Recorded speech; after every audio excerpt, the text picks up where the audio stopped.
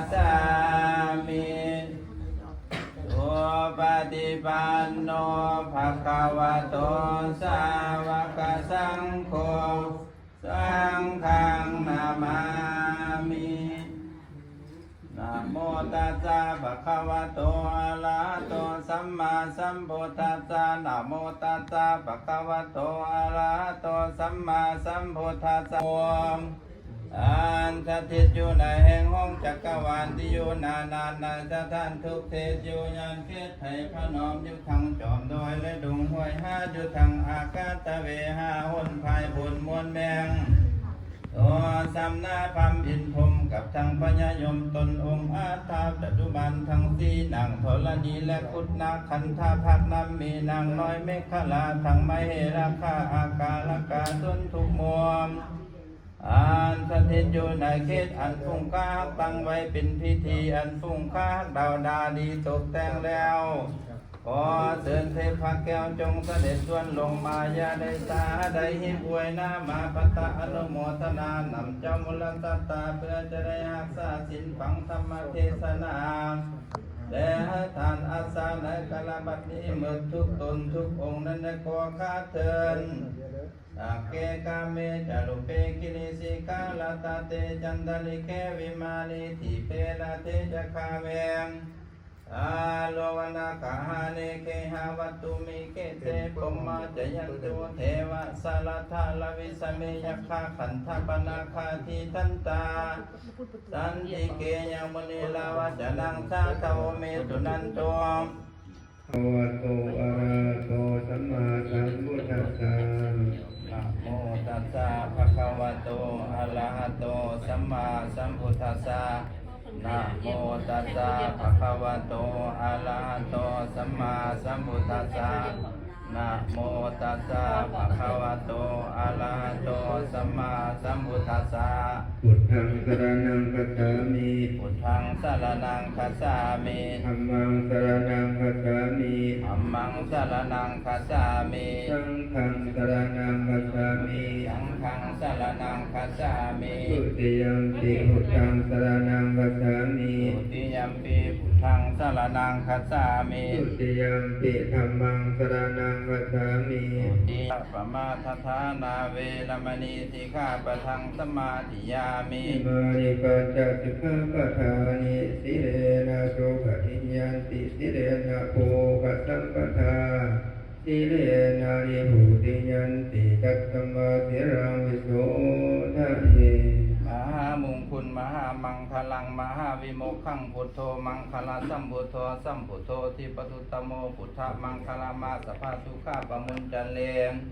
ธัมโมมังคลาสัมพุทโธคัมภิโลพุทธโสอนุธรรมะมังคลามาสภาพยาปมุญจันเลสังโฆมังคลาสัมพุทโธ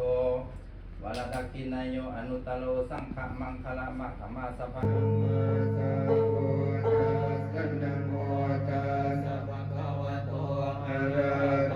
สัมมาสัมพุทธัสสะพุทธังสรณังคัจฉามิธัมมังสรณังคัจฉามิสังฆังสรณังคัจฉา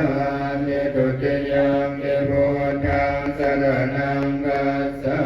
มิทุติยัมปิธัมมังสรณังคัจฉามิทุติยัมปิสังฆังสรณังคัจฉามิตติยัมปิพุทธังสรณังคัจฉามิตกตายังปัสสะมะมะนันโตจตุติสาวินาสวะสัมมันตาจตุโลกปาลาอินทาเทวะจะพมมะกาเอเตสังอนุภาเวนะสัพเพเตโรกาสัพเพเตพยาสัพเพเตอันตรายาเวนะสันตุอาเสสันตุสัมโพธิอัตถเวสัญจโต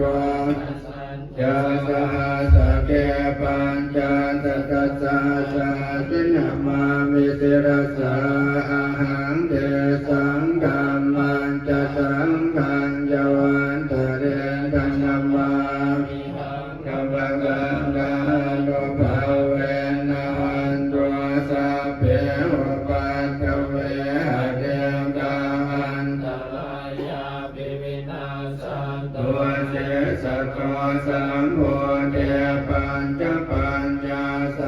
กัจจตุเมสติสหัสเก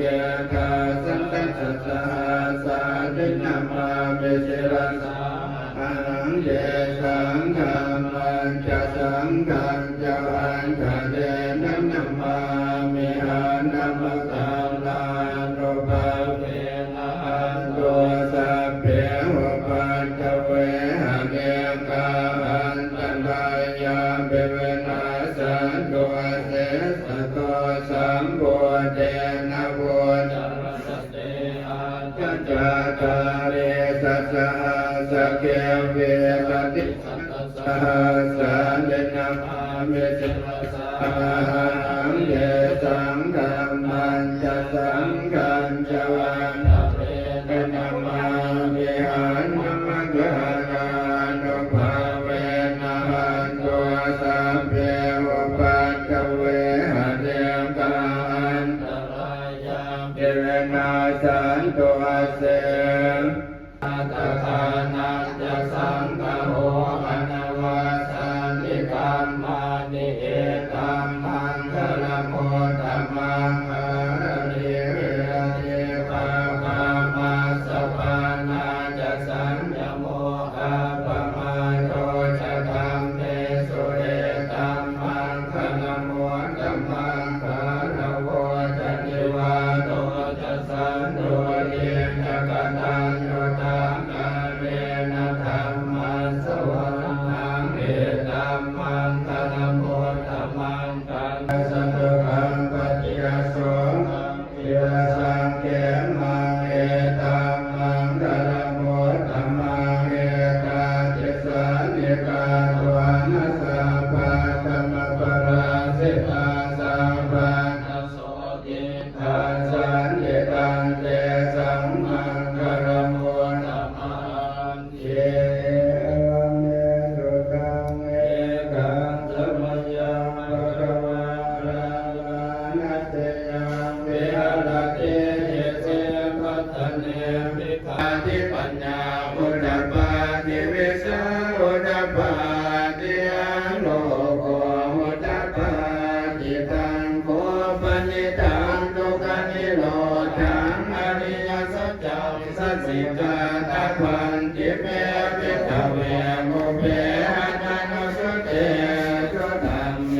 สุจะภูมุตตปาติญาณังอุตตปาติปัญญาอุตตปาติวิสาอุตตปา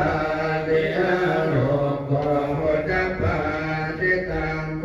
ปนิตังทุกขนิโรธังอริยสัจจังสัจสิกาตันติเมภิกขเวมุเปหะนานุสุเตสุธัมเมสุจะภูมุตตปาติญาณังอุตตปาติปัญญาอุตตปาติวิสาอุตตปาติอันโลโกอุตตปาติอิทังทุกขนิโรธคามินิปฏิปทาอริยสัจจันติเมภิกขเวมุเปหะนานุสุเตสุธัมเมสุจะภูมุตตปาติญาณังอุตตปาติปัญญาอุตตปาติวิสาอุตตปาติอะโลโกอุตตปาติตังโคปนิตังทุกขนิโรธคามินิปฏิปทาอริยสัจจังสังฆังติเมภิกขเวสาอุตตปาติอะโลโกอุตตปาติทังทุกขนิโรธคามินิปฏิปทาอริยสัจจังภาวิตันติเมภิกขเวมุเปหะนานุสุเตสุธัมเมสุจะภูมุตตปาติญาณังอุตตปาติปัญญาอุตตปาติวิสาอุตตปาติอะโลโกอุตตปาติยาวะเกวันจะเมภิกขเวอิเมสุจตุสุอริยสัจเจสุยาวันสันตินาสัมปันโน